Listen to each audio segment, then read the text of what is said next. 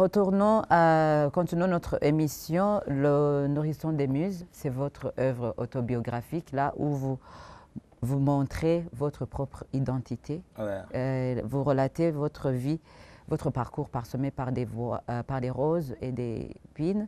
Là, on ne manquera pas de vous poser cette question. Qui êtes-vous au sens de votre œuvre?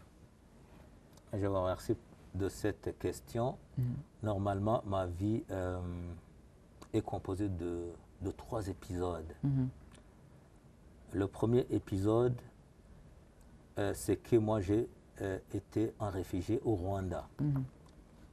Dans ce pays, j'ai étudié à l'école primaire, j'ai étudié à l'école secondaire, j'ai étudié même une année à l'université. Dans ce pays, j'ai passé plus de 20 ans. Oui. Quoique je sois policier, j'ai continué à étudier. J'ai terminé mes études, je suis licencié en communication pour le développement. Maintenant, je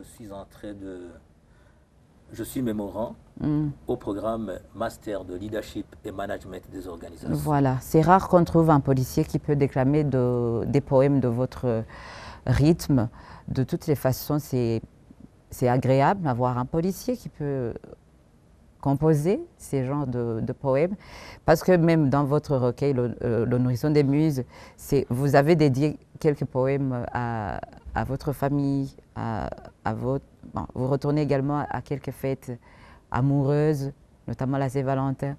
Pouvez-vous nous relater pourquoi abordez-vous ces genres de sujets? Ah oui, en composant, les poèmes sont de plusieurs sortes. Il y a des poèmes romantiques, comme vous venez de le dire. Je compose d'autres poèmes en rapport avec de dénonciation des maux qui gangrènent le monde, l'injustice, la guerre.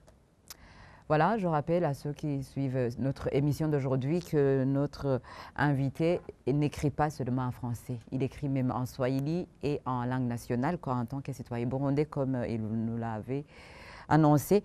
Voilà, avec votre œuvre, Mdundo wa Maneno, c'est du Kiswahili. Oui. Vous nous relatez quoi? Décrivez-nous ce que l'on trouve dedans. Mdundo wa Maneno. Mdundo wa Maneno, c'est un poème de... Naona ni kitabu cha mashairi. C'est un recueil de poèmes. Kitabu cha mashairi, c'est-à-dire recueil de poèmes. Mdundo wa Maneno, c'est-à-dire en français, si j'essaie de traduire, c'est le rythme des mots. Le rythme des mots. Il est vrai, tous les poèmes sont rythmés, mais les poèmes dans ce recueil sont rythmés, voire... Je te donne un exemple de ce poème. C'est en Kiswahili. Amani, Amani, c'est-à-dire la paix. La paix. Amani. Vous y êtes? Oui, j'y suis. Ok. Vous allez essayer de m'écouter. Oui, oui, effectivement. Hakuna kitu chenye thamani kama kuishi katika amani. Niwe jeshini, niwe chamani, sitaacha kuimba amani. La, hata niwe mahakamani, sita kuitetea amani. Nikikumbuka hapo zamani, najuta, tulikuwa na amani. Lo, nilikuwa nikitamani kuona nchi yenye amani. Vizuri tupendane jamani, nitakie mwenzangu jaa amani. Ici, j'essaie de comprendre quelques mots. Hakuna kitu chenye thamani kama kuishi katika amani.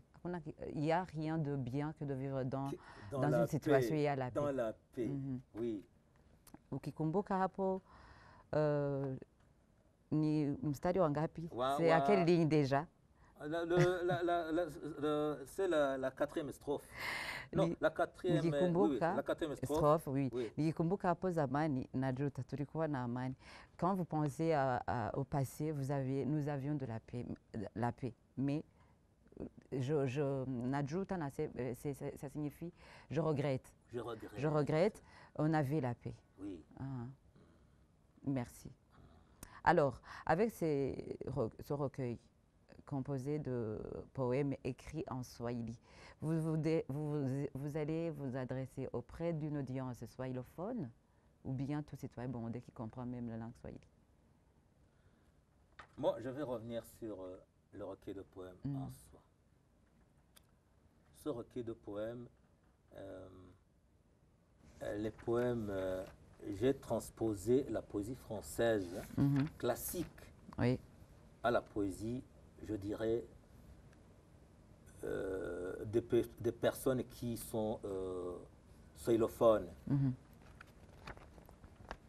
Je vois que vous évoquez, vois, par exemple, vous évoquez les fleurs, les poèmes des insectes. Dans ce recueil, il y a des poèmes qui sont isométriques. Par exemple, ce poème que je viens de déclamer, c'est un poème isométrique. C'est un poème, c'est un 1, 2, 3, 4, 5, 6, 7, 8, 9. 1, 2, 3, 4, 5, 6, 7, 8, 9, 10. C'est un décasyllabe. Oui, c'est un décasyllabe.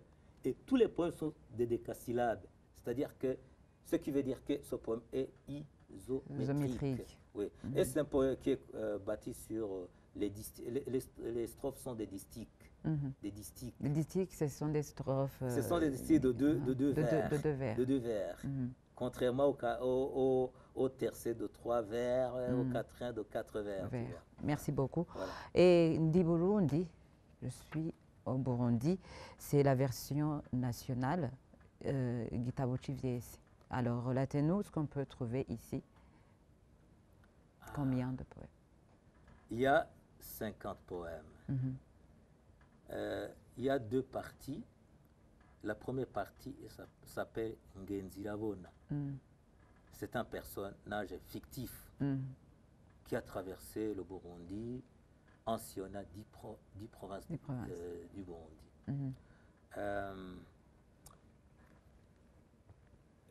Dans cette partie, il y a 11 poèmes. Le premier poème de ce livre qui s'appelle Ngenzirabona, on retrouve les 10 provinces qui sont reprises dans cette dans les rimes.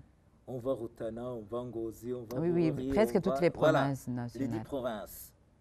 Les autres provinces, je les ai traduits en acrostiches. Je vous ai dit que les acrostiches sont des poèmes qui, en lisant les lettres initiales, composent, voilà, pour le cas d'espèce, sont des provinces. Et voilà, chers téléspectateurs, c'est par ici que nous mettons un terme à notre émission à la source d'aujourd'hui, tout en espérant que vous avez gardé une idée sur ces poèmes que l'auteur vient de nous relater. J'espère vous retrouver prochainement dans notre émission. D'ici là, portez-vous bien. Au revoir.